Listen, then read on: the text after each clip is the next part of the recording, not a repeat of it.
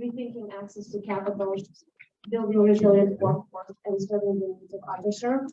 And at AAM, I'm a climate resiliency leader, and I usually wear two different hats.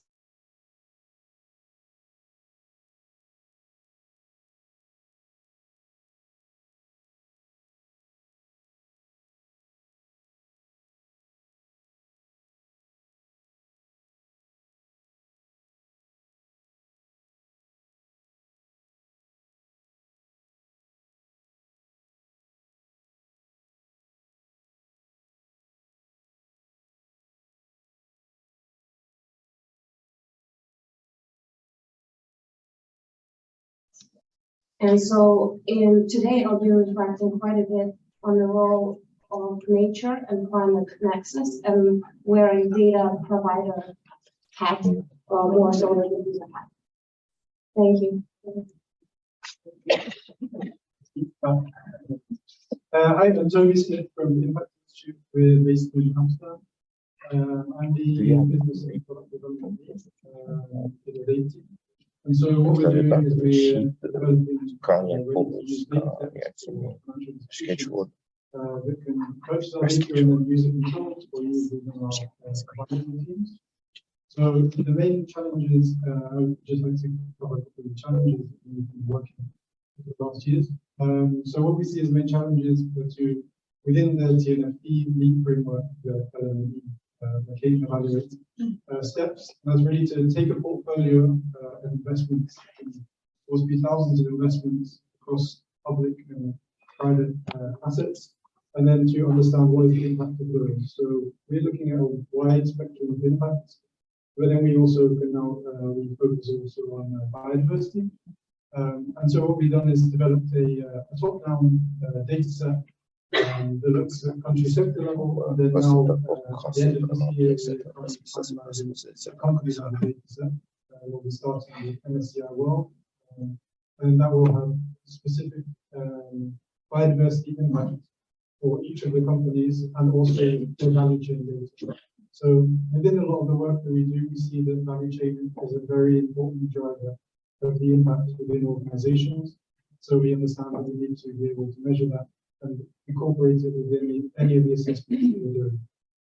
So some of these challenges have come from a lot of clients. So we work a lot with ABN AMRO to understand the impact of the biodiversity and also the general bank impact. And then now we're starting to, based on the hotspots that we've seen, we've developed, we're starting to do deep dives. One of the main parts of our work is also being able to give a value to the impact in terms of biodiversity ecosystem services, and then we can start to focus in on the daily lives. But I think I don't have too much time, so I would like to speak more, but we will hopefully have some questions on other parts. Hi everyone, Divya Monkikar from S&P Global. I'm head of marketing engagement in our Sustainable One division, and you may be familiar with ratings, the S&P 500. Sustainable One is the division that is providing sustainability insights across capital markets and corporates. And specifically related to biodiversity, we are working with partners at TNFD and to overlay their data with our database of about 3 million physical assets.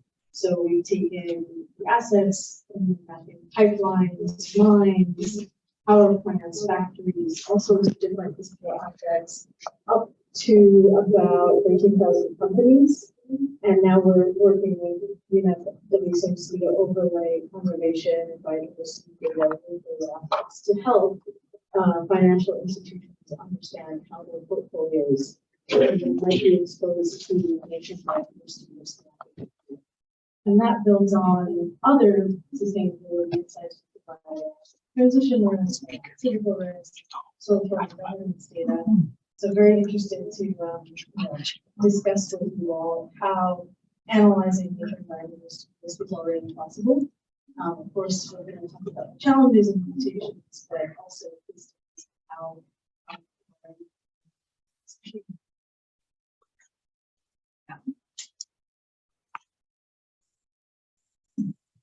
Hi everyone. Yeah, thank you for inviting me. So I'm Sebastian Becker. I'm a senior program officer in the digital economy team at PWC. For anyone who doesn't know us, we're the UNEM's biodiversity specialist assessment arm. And I think to a brief intro of the work that we're doing. So I guess to not repeat what you said, I am also providing a data provider, more a biodiversity nature data provider insight today, and in particular around the on-call tool, which is for exposure. I've been really pleased to see how much but it helps in the context of TNFD, we started with that one of the things that we found with assessing impacts of disease. But the really key thing is that we ensure that on-call is complementary to the functions within the existing.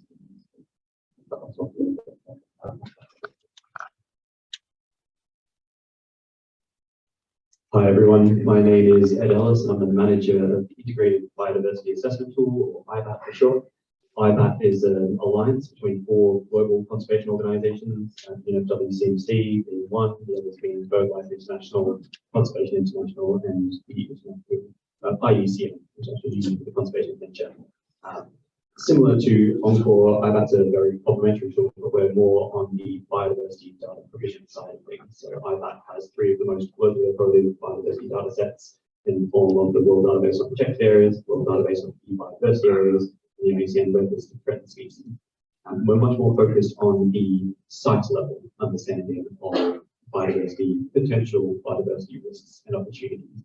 And so very complementary with the approaches that we're going to be speaking about today, particularly Encore and the ability to start at a higher level dependencies and impacts assessment and then moving down to more site-specific understanding potential risks. Right, thanks, Ed. I'm Chris Hutton. I'm representing Nature Alpha. I'm not the insurer, who most people in the room will know. That's Nature Alpha. What we're doing is coming more from the asset management direction. So sensibilities that are born out of the financial services sector, and connecting that back through the highest quality data, and then the connections of that data through the assets, through the entities, and to the financial instruments to make it truly integratable into the workflows of your garden variety asset manager and portfolio. You can think of us as a greatest hits mixtape, to use an old school analogy, a greatest hits mixtape of all the best data sets we can find. So we're working with fine folks like that, as well as others, gathering up all the data that's necessary in order to build that asset level, entity level, instrument level connection, which then allows for financial services to truly operate. I'm sure SP will be familiar with that map as well. In terms of the challenges and the opportunities there, there's actually a hell of a lot of data out there, right? There's a lot. And the biggest challenge that we found, and the biggest thing that we had to solve for, was firstly identifying what data was good and what bad, but then doing the data handshake. How do you integrate geospatial and time series data into something that is usable, something that is science driven, something with methodology around it, and something that the science community and the financial community can aggregate around and believe in and speak to, which then gives a basis for the corporate community to actually operate. These are not problems that haven't been solved before. They actually came from developing data products for physical climate risk, for carbon transition risk, and for social impact data, mapped through to fixed income securities. And I think equities are a challenge. Let me tell you about debt. That's a thing of beauty right there, if you're into like genetic conventional, right? So this can be done, this has been done before in other places. The beautiful thing about TNFD is there's a cousin that solved a lot of these problems. We know how to do this. And so I think it's the data handshakes that we've been solving for that are critical. It's actually the data handshakes and integrability, which I would love for this discussion to focus on at some point in time as well, because there's a lot of data. I'll leave it at that and pass it back. All right, thank you. Thank you very much. And it's really And I like your metaphor of the handshake, because a lot of what we're discussing here, I think, is how does different data feed to each other and become fit for purpose for the financial community that uses it or the corporate community. I'm going to ask my first question. They need to be unmuted. I'm sorry. Yeah, that's right. Two on that panel. I'm sorry. Please, Devin, present yourself. Thank you, Dan. Hi, everyone. I don't know if you can hear me in the room. Hopefully you can. Great. Yeah, apologies first for not being able to do this. But my name is Devin. It's great to meet everyone.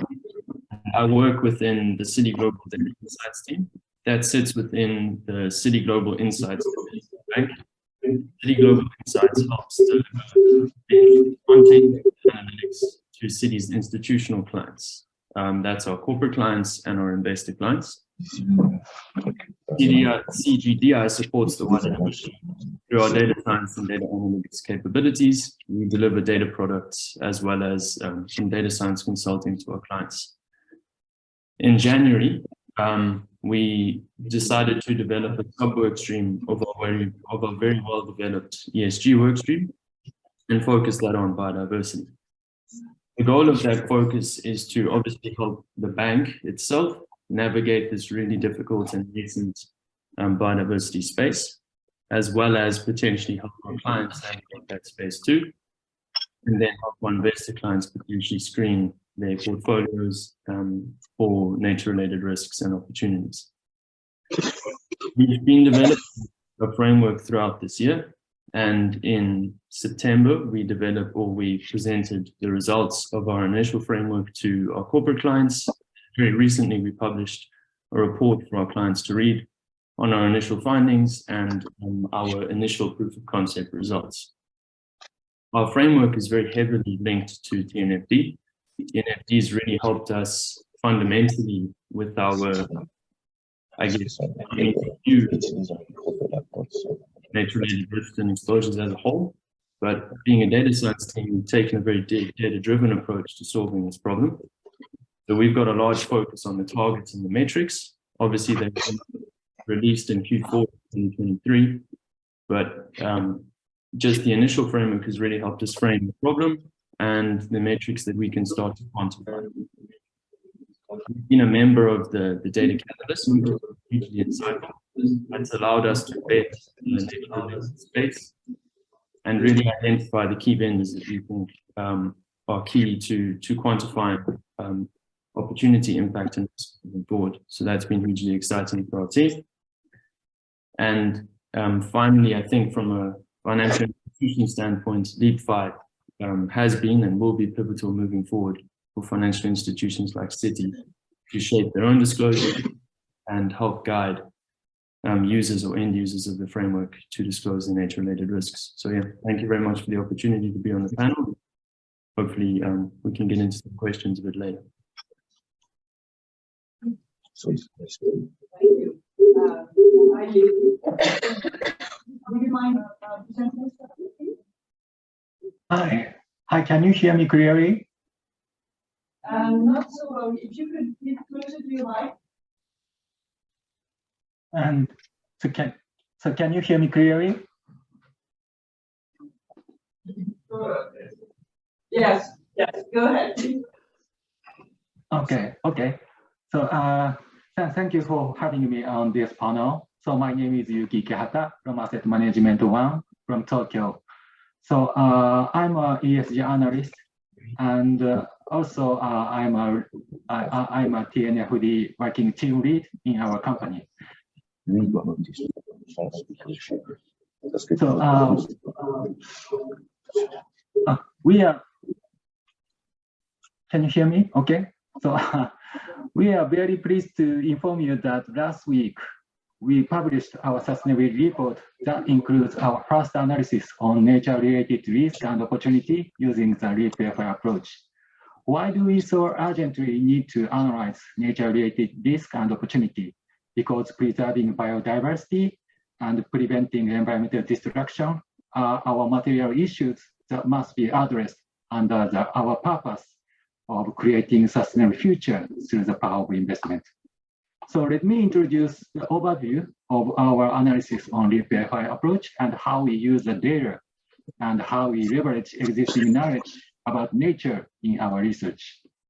So first, we set Japanese equity as the scope of our analysis rather than focusing on specific species or regions.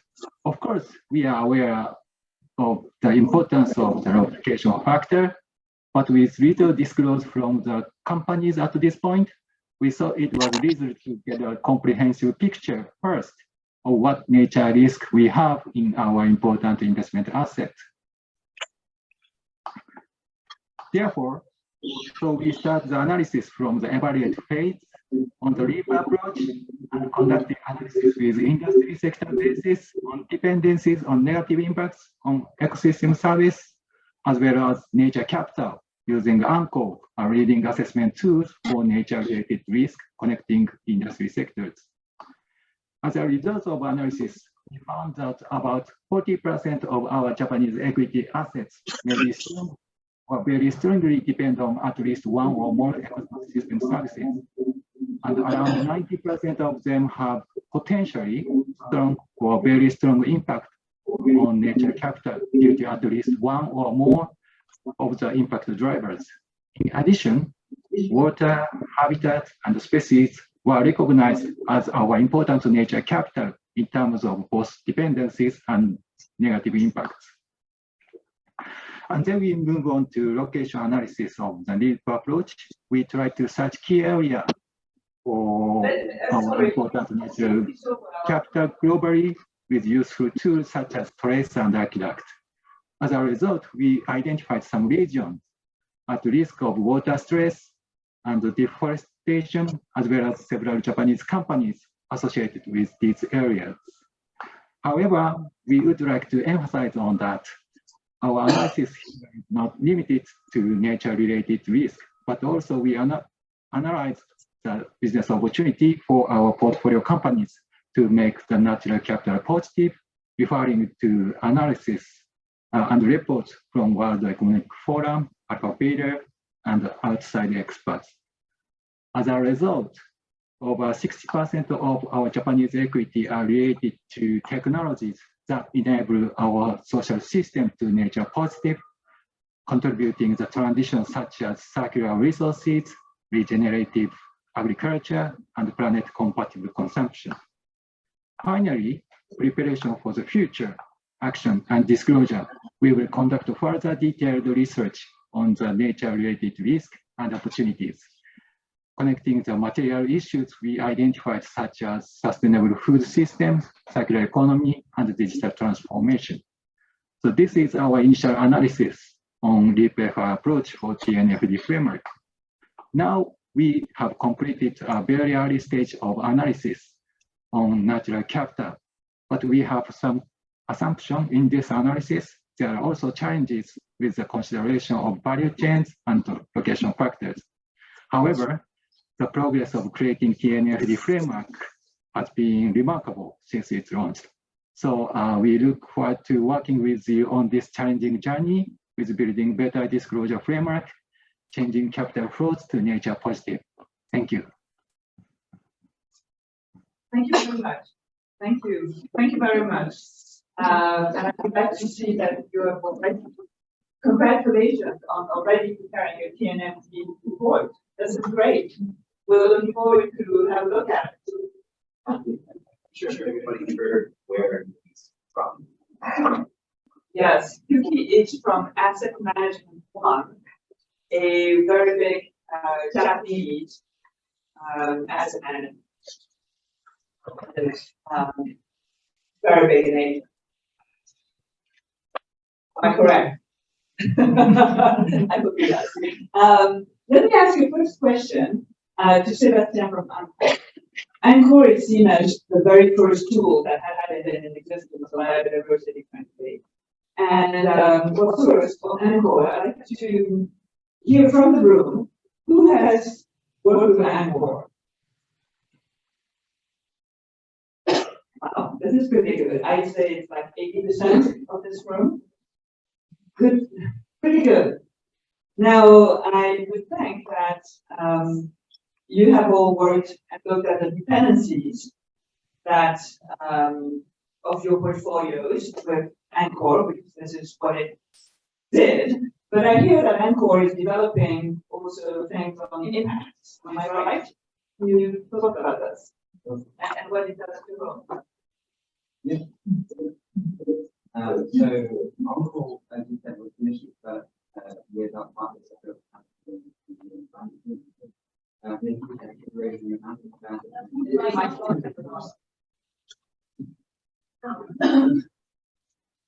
yeah, so I was saying that we developed Uncle with your partner, and as you said, the very initial focus was tenants on the internet. We launched that in 2018. We then expanded it in the year after that with a mirror on impacts on. So this is all built off of information that was in great literature that we can find to make the link between economic activities and the penalties or and the pressures that result on the. So we expanded that. And we have a focus on this as well, but it is already there, and as we've seen from the show hands. On the impact, does it link to data from IBAT, or does it link to the 5 drivers of impact? So it links to a set of drivers, which are drivers, which are networks of all they can be actually matched on to events directly by this directly by the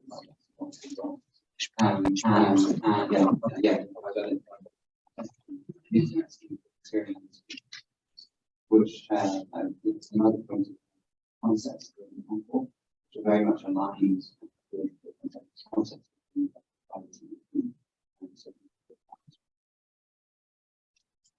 What I see is that Anchor is extremely good for financial institutions to look at portfolios. Quite often for financial institutions, the question is not looking at that one company you're either investing in or lending to, but it is looking at millions of companies in a, you have a half hour to look at them, maybe a bit more than that, but you have to have this portfolio view. I'd like to ask Natalia on how you deal with this portfolio view or this view over, the overall statistic, something that is not just any one project. How do you deal with that? Well, I think I'll put the first half that I alluded to in my introduction, which is physical climate risk, right? And maybe reflect on that angle. And I really like that TNFD framework pushes for disclosure on interlinkage between nature and climate. I think that was really important. I don't know, personally, who have seen a report that came out recently from Geneva Association. Geneva Association is a global insurance industry association. They published a report on nature and insurance industry toward national nature positive economy, and that work is a goldmine of the regulation report. But they have numerous examples where they make that link between nature and how effectively we integrate climate risk. And some stats that I found personally were staggering. They said, if we were to do coral reefs around the world, then damages to coastal communities under conditions of 100 years climate would rise by 91% to exceed $270 billion. We did similar observations for mangroves, and their contributions lost all mangroves around the world.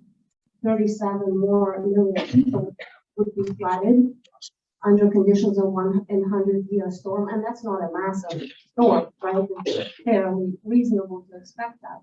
And that maybe reflect on the work that's also being done in Canada by groups like Insurance Bureau of Canada, Index Center on Climate Adaptation, Municipal Natural Assets Initiative here in Quebec, Uranus. They do the same thing. They try to quantify the dollars and cents value of natural assets for disaster risk reduction benefits that they offer. In Quebec City, wetlands were found to reduce flood damages by $50 million. Like that's the value that was attributed to these wetlands in terms of water retention, storm attenuation. So I feel like these linkages between nature and physical climate risk and how nature can be so impactful to manage physical climate risk are being drawn already. And this is fantastic. But I feel like it's still happening at anecdotal form. Perhaps not to the extent that it could be more scalable. And I think it's because it's so complicated. It's you really have, it's not cookie cutter approach to quantify natural assets for the physical climate risk benefit that they offer. You need technical skill set to do so. And so when we reflect on CAP models, which is what insurance and reinsurance industry uses to understand natural disaster risk and trade it, most of CAP models, I don't want to say all, but most CAP models do not include natural asset benefits for disaster risk reduction right now, much like they include right now man-made flood defense, for example. And so I think there is a huge opportunity that exists, especially as we're becoming more aware that, hey, nature is actually playing a tremendous role in disaster risk reduction, to start augmenting and have an evolution of how we model that risk vis-a-vis CAP models. What you're saying is that, for example, when you build a ditch, then it is accounted for, but when you rebuild a mangrove, nobody accounts for it. I don't want to Or I'm say making it absolutely, very well, simplistic, but essentially, man-made flood defenses, for example, for the most part, are integrated in these models, and natural flood defenses, not so much. And so you are not fully recognizing the benefit that it is offered. Maybe you're overestimating risk in some instances, but in other instances, there is an opportunity to do more work to understand what is the loss with these natural assets intact looking like, and what is it going to look like if, for example, we lost these natural flood defense. I'm picking on flood because it's a big risk, but you know what I mean. I completely know, and I'd like to, in fact, to speak with SMB about things like that, about physical climate risk, because I know you're also taught on this.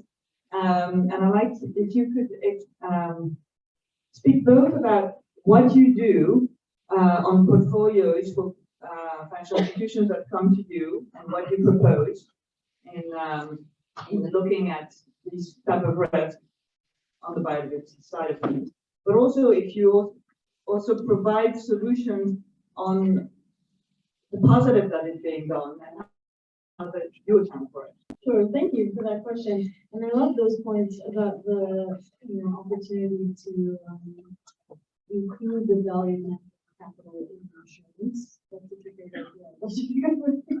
Later.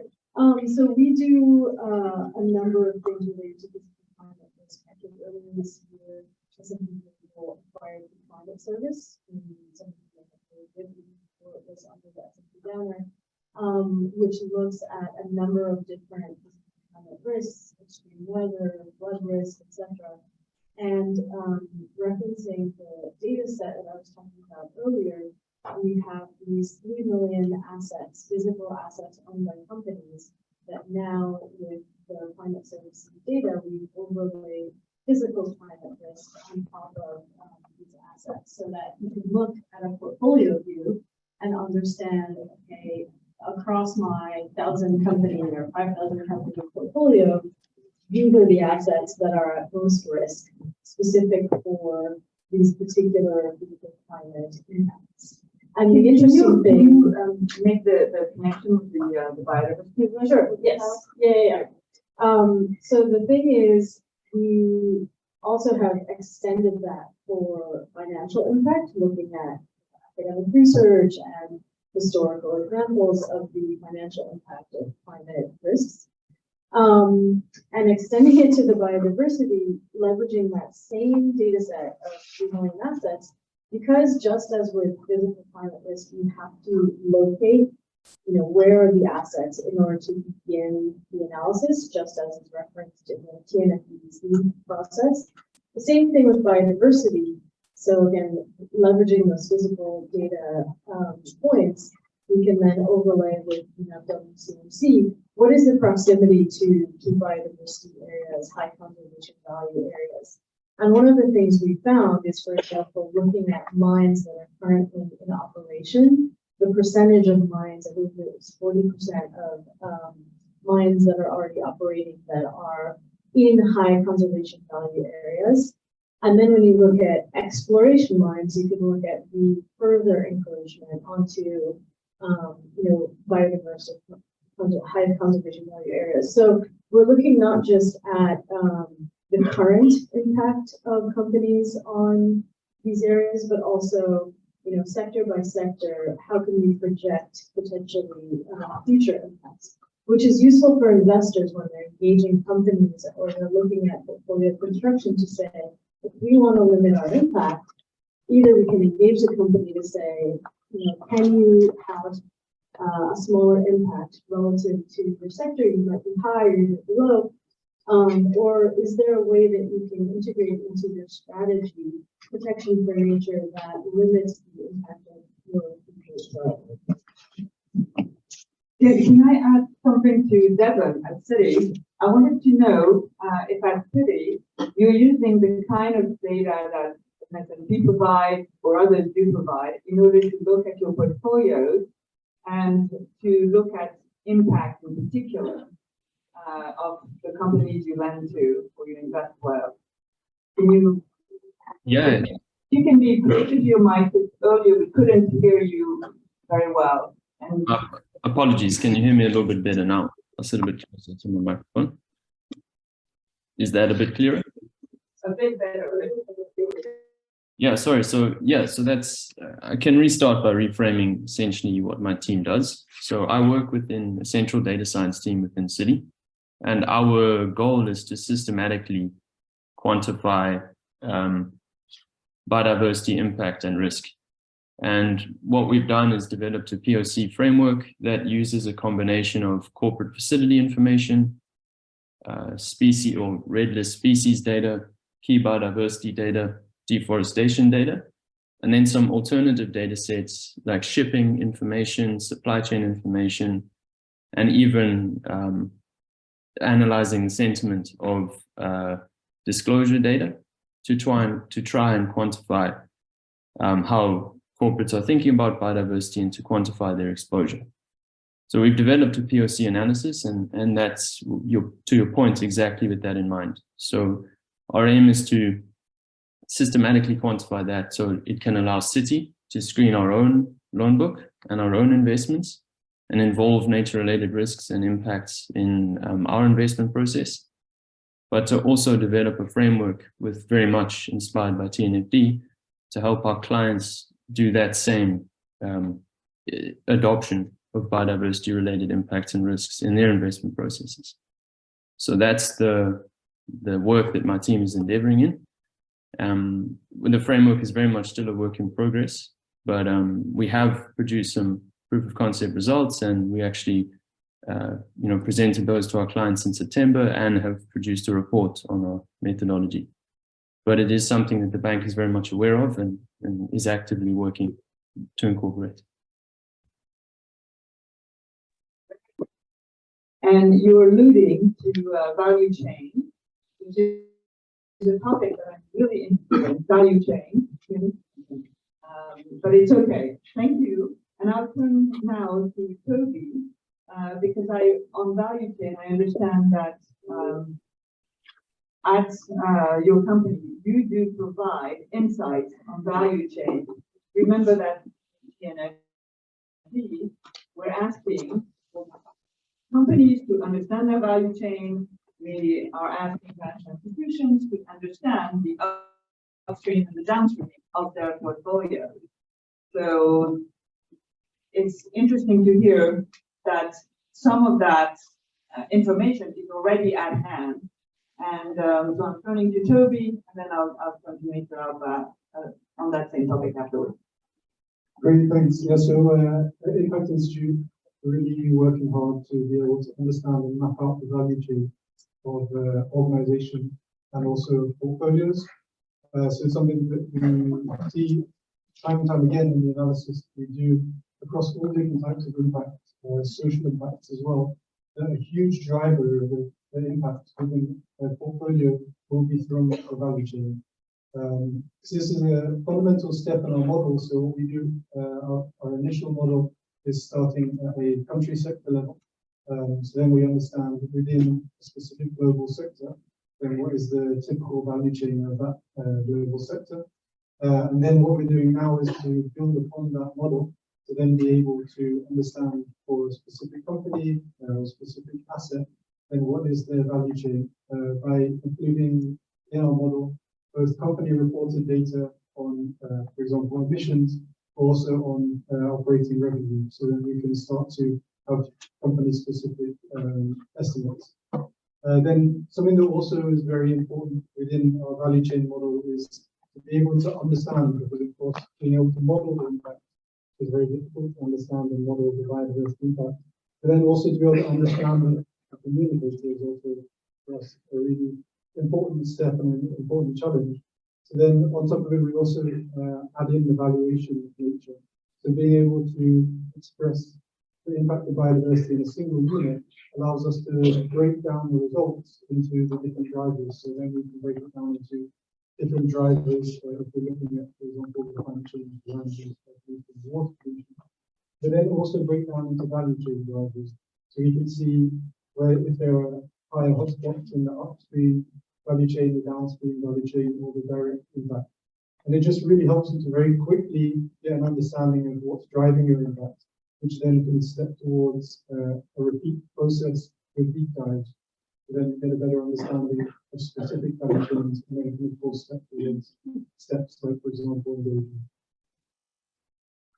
Thank you, and thank you for explaining that what you're providing is an overlook for portfolios in general, and that once people make the analysis of the portfolio, then they can go into deep dive where they have seen the problems, which is what we promote at TNFD for financial institutions. We're basically telling financial institutions to have the portfolio view first, and then to start doing the deep dives. So thank you for your explanation on the value chain part.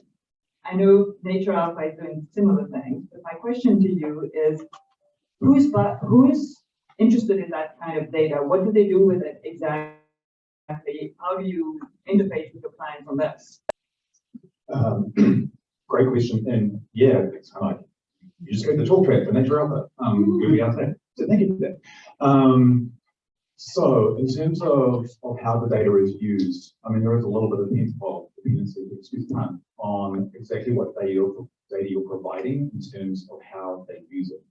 So the less specific the data is to an individual entity, the less usable it is in true portfolio construction. Because otherwise you're stuck at sector level, you're stuck at country level, and that's kind of squish fest in, squish fest out, right? And no one likes a squish fest in financial services. They just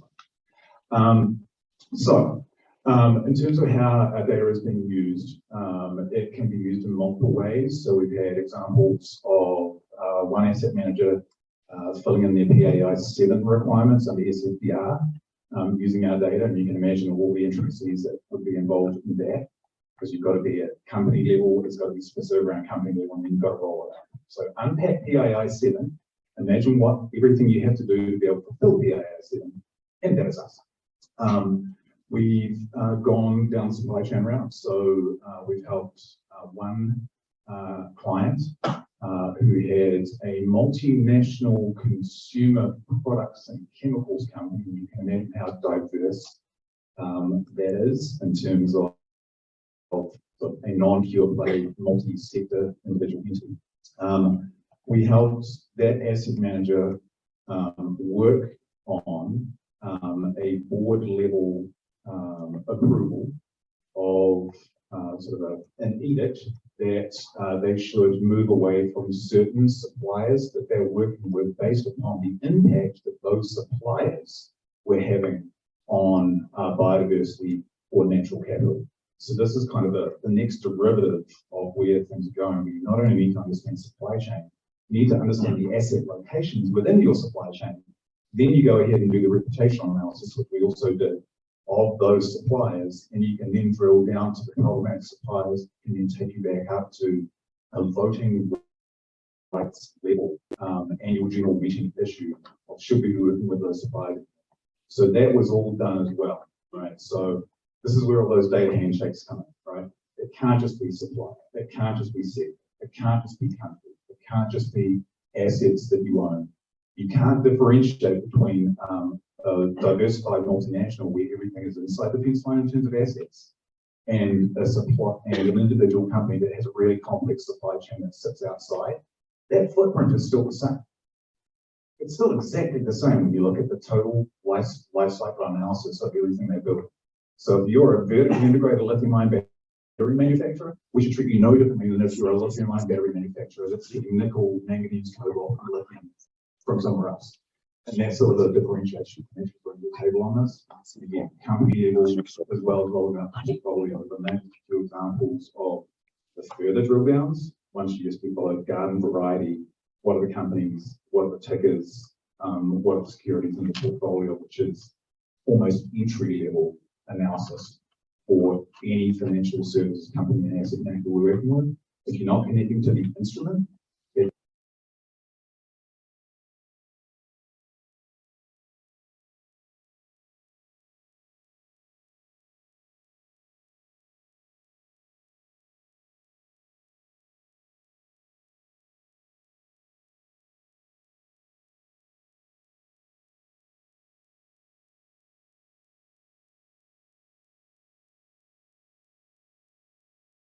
you've done a lot of analysis, and I'm sure you've done a lot of work to do that.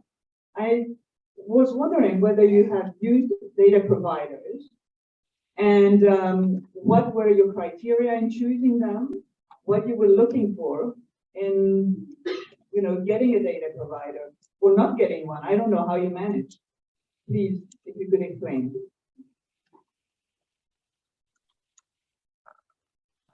Hi, thank you for having me, my opinion. Can you speak close to the mic because we can't hear you? Can you hear me?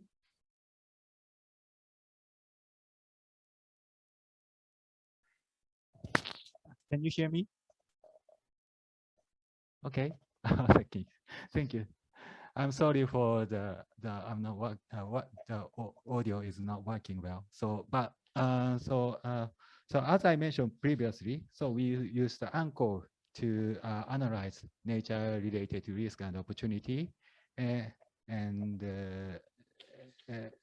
risk and opportunity, and identify the dependencies on the negative impact on natural capitals.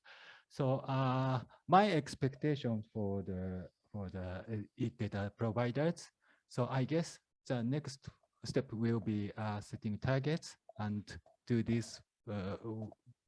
this, we first need to make a qualitative assessment. Therefore, we believe that we need data related to activity data, location data, MSA, etc., of the invested companies that will enable us to measure as a footprint. But I would like to say the existing ESG data is not enough to understand our nature-related risk and opportunities. So because as I mentioned previously, so with the company disclosure is not sufficient. So we should engage with company to disclose those data about nature-related risk and opportunities, as well as location factor and value chain. So that's my opinion. On this, and before I turn